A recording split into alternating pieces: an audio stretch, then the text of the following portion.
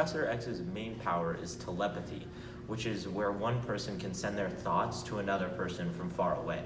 And although this may seem impossible, some modern science has actually provided the basis for it in recent years, because through putting electrical implants around the skull and sometimes in the brain, we are able to send thoughts and actions to other people.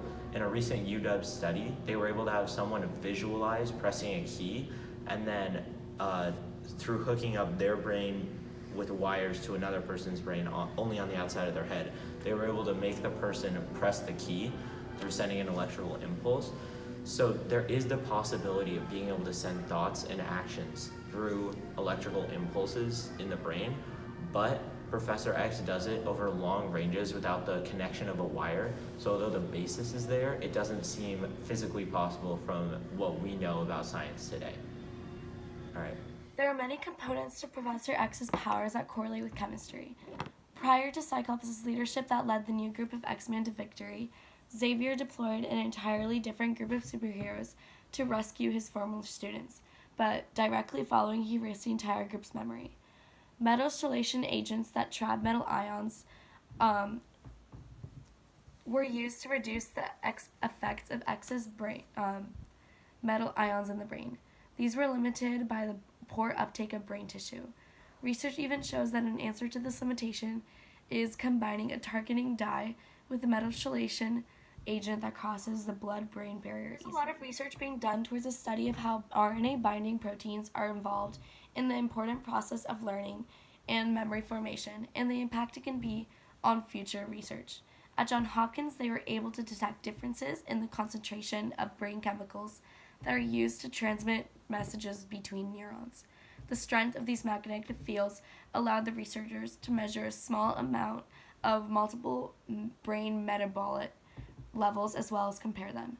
These studies can contribute to what initiates memory decline and even dementia risk, and connects to Professor X's powers of causing memory loss. Adamantium is a fictional artificially synthesized metal, as Dr. McLean tried to recreate the process of bonding steel and vibranium and was unsuccessful. After his numerous failed experiments, it led him to the creation of adamantium, which was conducted by the Weapon X program, bonding adamantium to a human skeleton structure. To clarify, an alloy is a substance created with the melting of two or more elements together, one of them being a metal. An alloy crystallizes upon cooling and creates a solid solution, mixture, or intermetallic compound. As a living being, Professor X has a very clear link to biology, as he displays all 8 characteristics of life. However, there are many more ways that his life and powers both connect to and disagree with biological sciences. First off, there's the issue of telepathy. Marvel.com explained that in his younger years, the professor felt his siblings' pain firsthand thanks to the emergence of his mutant telepathic powers. Telepathy, in a purely biological sense, is not currently possible. However, it is possible for humans to feel each other's pain. So, if somebody gets hurt and you see that person getting hurt, part of your brain will be activated and it tells you that you're also getting hurt in a way. So, this is because both seeing and experiencing pain activate the same part of the neural network. And so the part of the brain that's activated is around right here in the cerebrum. Therefore, the issue of telepathy, as Professor X experiences it, both adheres to and goes against what we've learned in IB Bio. Additionally, Professor X had a new body cloned without crippled legs.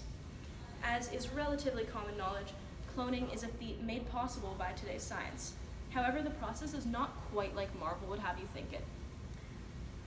When an organism is cloned, its DNA is used to replace the DNA in a zygote, that is an egg and sperm put together, and it's a single cell.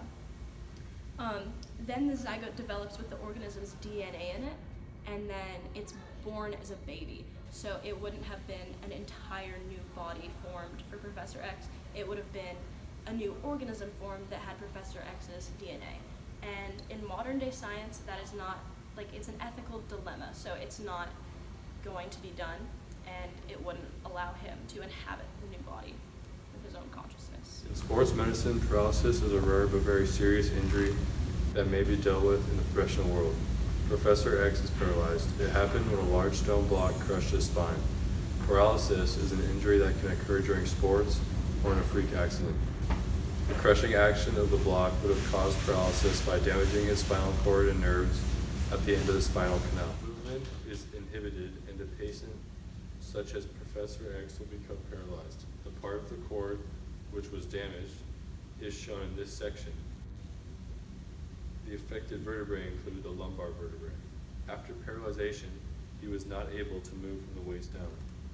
The professor's powers include being able to cause amnesia or memory loss in other people.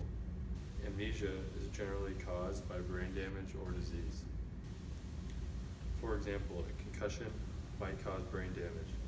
In the comics, Professor X causes amnesia through his telepathic abilities. Although this would not be possible in real life, as telepathy is not, Professor X would have been able to cause amnesia if he had physically damaged his enemy's brains. Just don't move. Lights represent every living person on the planet. The white lights are humans. And these are the mutants. This mechanism right here is called Cerebro, developed by Professor X, and it tracks the location of each human and mutant on Earth. The broken line represents the path of the mutant to attack the president. I've been finding it difficult to get a lock on him. Well, can't just As concentrate you on can see, this is If I similar want to kill to him, how a yes. GPS works in our world. A GPS, or Global Positioning System, relies on the help of 33 satellites in Earth's orbit, but only 24 are required for a functional system.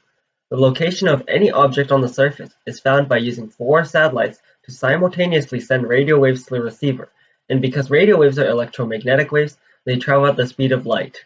The closest distance a satellite would be to the surface is 20,000 kilometers, so this would mean that it would take at least 0.067 seconds for the signal from the receiver to reach the satellite, and another 0.067 seconds for the satellite to send its signal back, for a total of at least 0.13 seconds.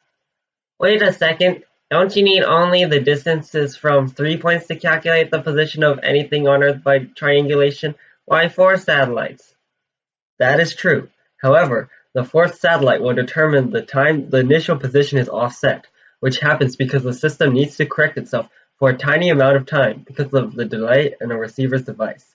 Furthermore, the effects of gravity apply on the satellites themselves because of Einstein's theory of general relativity and shift their clocks by around 40 milliseconds, which I will not explain, though, because the curving of spacetime is out of the scope of this exploration.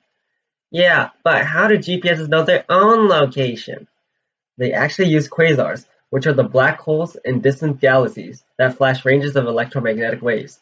These satellites receive these waves to accurately know their own position orbiting around Earth. Professor X used Cerebro to locate Nightcrawler, another mutant who is a former X-Men. But, however, Professor X uses telepathy and not satellites to seek out the humans and mutants. Recent advances in computer science engineering have allowed humans to communicate through the brain by reading their brainwaves. Neurons send signals to each other through a process called synaptic transmission, where chemical signals are sent that result in electrical activity in the receiving cell. This electrical activity can be recorded with electroencephalography by using a device that resembles a helmet with wires connected to it and records electrodes, much like Professor X's Cerebro. This technology is quickly being implemented, such as in cochlear implants, which, unlike hearing aids, which directly modify electrical activity in the brain to allow the user to more clearly hear. Furthermore, software for transcranial magnetic stimulation, or TMS, can deliver electrical pulses to the brain that can be even used to make a person's body move when the pulses are delivered to their motor cortex. Think mind control.